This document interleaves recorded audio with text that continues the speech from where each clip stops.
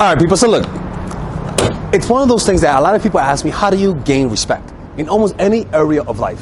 A lot of the times people try to go about it in the direct route, meaning they try to gain respect through actions. They try to gain respect through trying to fix an external problem without really realizing that you have to focus on one thing that will automatically cascade into respect from other people.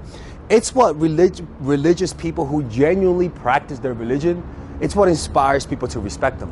It's what spiritual people practice that inspires them to respect them. It's the quality that highly successful people have that inspires respect. It's the quality that if you actually do the opposite, you could do 1,000 good deeds, but if you show this, people will say, you know what, this person is pathetic. They don't deserve my respect. And what is that? Well, it's very simple. It's controlling your emotions. The people who emit an energy that causes people to disrespect them are people who just don't know how to control their emotions. They don't rely on themselves, and as a result, they sell themselves short to other people. For example, an example is a crackhead. You have this person who works at a job, perfectly perfect, they make money, but now they're a crack addict, and now they need crack. Now they don't have money anymore. They wasted everything on crack. Now they have $5 left, but the crack costs $10. How are they going to get that money? What will happen is that this person will all of a sudden do things to sell themselves short. They'll lower their value because they can't control how they feel. So they're so desperate for that hit that they lower their value. And you'll see it in their face. They'll be desperate. They'll talk quick. They're more reactive. If you say no, they'll react more. They lose the ability to control themselves. And from the outside, it just looks pathetic. That's an extreme version. In a normal way, we all do that, but not at that extreme. And those fluctuations, those moments, for example, when you're in a relationship that they start to disrespect you, it's because you can't control your emotions. And so you start to sell yourself short and solely rely on them in order to make yourself feel better.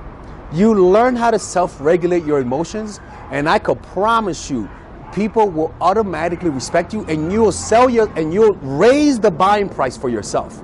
You'll expect more from people. So we're gonna talk about how to do that today in this video, okay? So the first thing is self-regulating your emotions is pretty much self-sustaining,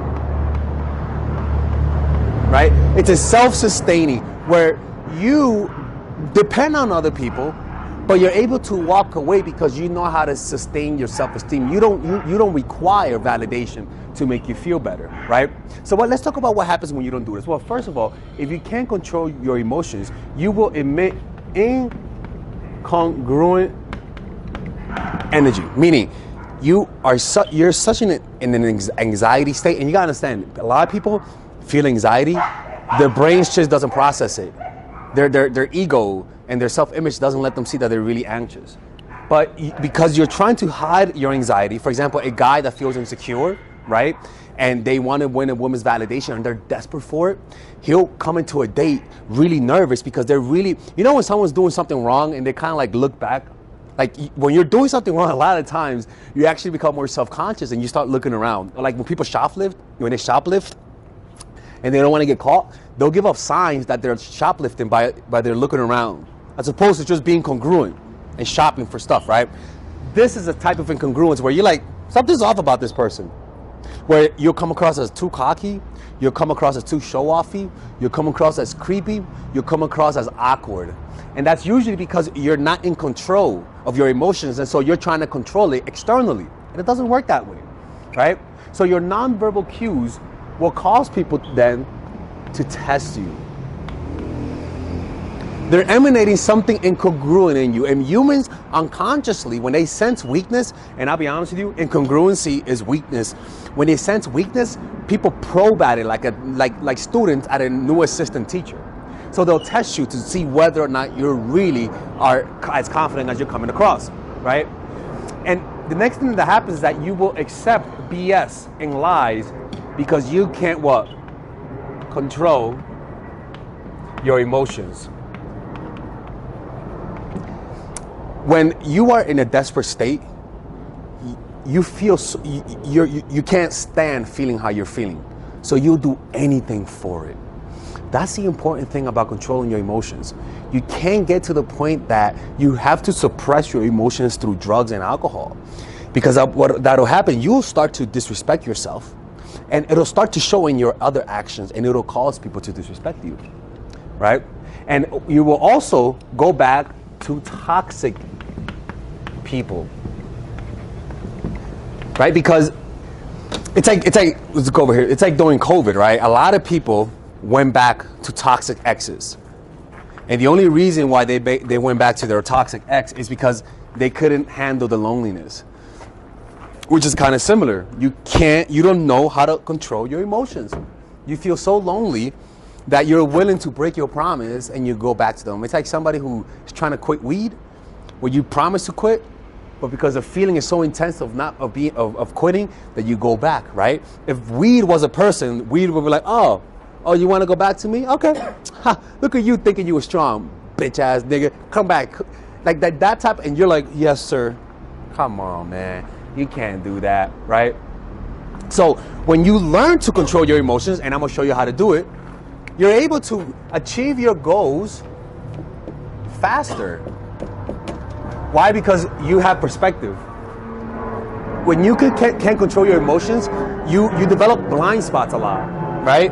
When you're able to control your emotions and think logically, you're able to think further. The aperture of your vision expands. As opposed to the scope of your vision narrowing, it expands to the contours of life itself. That's why a lot of people who have ADHD, or even people who are very left-brained, they're able to achieve their goals faster because they think more logically. Whereas opposed to artists, we can't, because we think more emotionally. And the next thing is that your decision-making increases, right? And so if you control your emotions, you're able to say no to crack. It's like the friend who's broke all the time and they wonder why, but they always smoke weed, right? Like, man, I'm always broke. You're like, motherfuckers, because you smoke a lot. Well, they don't notice that. They don't notice how their emotions, how their lack of control over their emotions is really dictating their decision. They want to achieve their goals, but they prioritize fun and diversion because they can't self-regulate. When you're able to be at peace and bring yourself down to a simmering point where you're able to think logically, your decision making increases. And when it comes to achieving your goals, it's all about your decision making, right? Your demeanor increases. And so this creates an intimidating aura. People who control their emotions have it like an intimidating presence to them, right? They're able to project whatever they want to project. But when you can't control your emotions, you'll try to come across confident, but it'll look creepy, right? And so as a guy, and even for women, it'll look really attractive. The next thing is that your movements become slower. And it comes across as though as though you're someone of power, as though you're someone who deserves and merits respect. When you're twitchy, it's because you're not aware of the emotions that are causing those twitches. You gotta understand, intense emotions causes involuntary movement of the body. Maybe not involuntary, but twitchiness, like a desire, like an itch to scratch. When the emotions are at a simmering point, they affect your face. So you may feel anxious, but not enough for you to notice it, but it'll come across in the face. And the more anxious you feel, the more those emotions incorporate bigger muscle groups to the point where you almost shake out of anxiety. But at a simmering point, by you controlling your emotions, you learn to not move so much, and so you move much slower. Your thinking is slower, meaning you make decisions in a slower but more precise way, which comes across as more attractive. The next thing is that you emanate masculine energy. So even at your job, you come up, because at work, unfortunately, masculine energy is what thrives. All right, for all the feminists out there, masculine energy is what thrives at work. And actually, people will want to work with you and will see you as more competent as a result of it, right? You don't act out of fear. So your goals, you set higher goals. Your goals are high. You're not afraid of failing because you know how to go from this emotion to this emotion. You're able to take heartbreak. And so you don't avoid relationships. By controlling your emotions, you pretty much take control over your whole life. And above all, people gravitate to you more because you emanate an ecosystem of positive emotions. By you emanating and having an ecosystem of positive emotions, you pretty much become like a very nice person. Like people just sense a niceness emanating from you, right? Now, how do you do that? How do you, let's go over here. How do you control your emotions, okay? Well, let's talk about this. The way that you do that is you literally practice meditation. People don't understand that your emotions require attention, not distractions. And so, but not just any type of attention. It's a non-judgmental attention. How do you do that? Well, when you see emotion, you naturally repel from it. You gravitate towards the good emotions and you run away from those positive emotions. And that keeps you in that cycle. The way to overcome, or better yet, soften those emotions to turn into peace, because every emotion is a variation of different emotions. But what we want to be able to do is to remove resistance so that that emotion turns into peace. Similar to colors, remove chroma and it becomes black and white, or one of the two. So you remove that chroma by learning to observe your emotions in a non-judgmental way. Well, how do you do that? Because things happen and you judge it. Well, the way that what judges things is your thoughts. I like this, I don't like this, right? And so the way to remove that thought is by bringing awareness to your sensation. Bring awareness to sensation. Feel the body, feel the hand, feel the nose, feel breathing. And by you doing that, you literally strip away energy from your mind to react to sensation. What you want to be able to do is feel sensation and stay there, because the reaction is of the mind. Feeling sensation is all in the body. So just keep awareness in the body and notice the subtle sensations that's happening. And as you're feeling whatever emotion you're feeling, just stay there and keep feeling more sensations with more intensity. And what this allows is, this allows your emotions and those negative emotions to burn away. By you reacting to it, saying, I like this, or I don't like this feeling, you're adding more wood to that fire. Let that fire burn out. It might take a while, but you'll see benefits pretty quickly. So you practice this by literally practicing meditation. 5 minutes, 10 minutes a day. Sit your butt down and just observe this area of the nose and notice whatever is happening over there.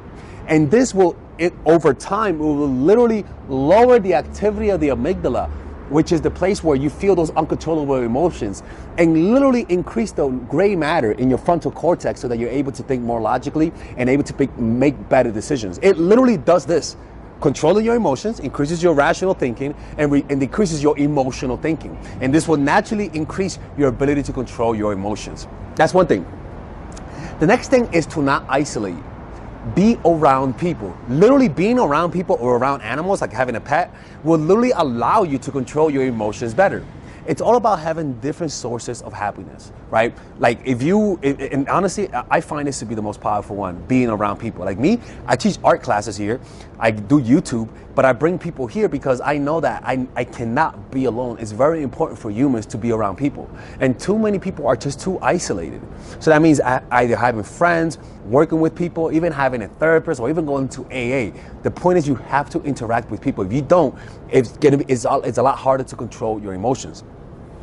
And the last thing is having goals that you set and are working towards on a daily basis. Those things boost up how you feel about yourself. May not be as much as meditation, but if you do everything together, it will boost it up.